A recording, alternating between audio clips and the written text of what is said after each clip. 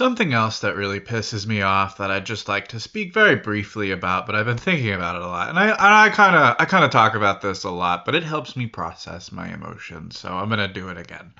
And that's the fact that so much. I'm not gonna talk about what it is, but more how it makes me feel. Is that like a lot of my content that I've posted online has been the inspiration or directly copied by mainstream media for over 10 years now, or about 10 years exactly, somewhere in that time frame, and it really just frustrates me because people describe this internet as a place to launch your career, to platform yourself, or to create you know content that can fast track your life and acquire wealth. Like Justin Bieber, for example, he started singing on YouTube, and what happened a couple years later? He got a record deal, and then after that, now he's one of the biggest musicians of our time, whether you like him or not.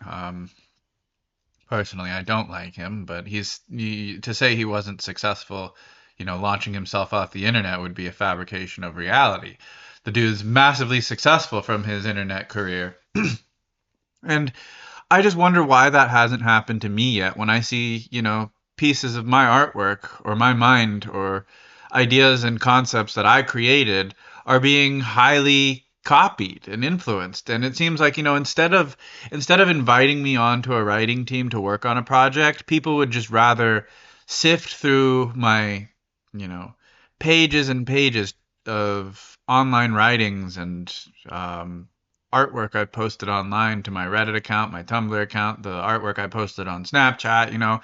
People would rather sift through that through ideas than rather invite me to their team of creators to, produce a masterpiece of some sort, as exampled by the No Time to Die script. There I am talking about what it is. Or even Honkai Star Rail, Instead of being like, hey, we like your character's design, can we use it for inspiration for our product? They just took it, then named it after me and made the character drop on my birthday. It's just like, it's it's like honoring and also an insult at the same time, because they say imitation is the highest form of flattery. But I should be somewhere, living on my own, fully self-reliant, spending whatever money I accrued off of my ideas. But instead, my ideas are paying for someone else's trip around the world while I worry about getting shot every time I step outside. And that's the effect of stealing people's artwork. Is the person you stole from, they're living in danger, or they could potentially be put in harm's way because of your theft of creative writing, because now people don't know who I am. And instead of like taking my word for it that I inspired these ideas, I have to combat these claims of people saying that I need to take my meds or something like that. But the truth is, once you examine the facts and the details that I'm presenting, you can see the correlation behind the ideas I present and why I feel like I own the rights to that first. My name is Robin. The character in Honkai Star Rail is named Robin.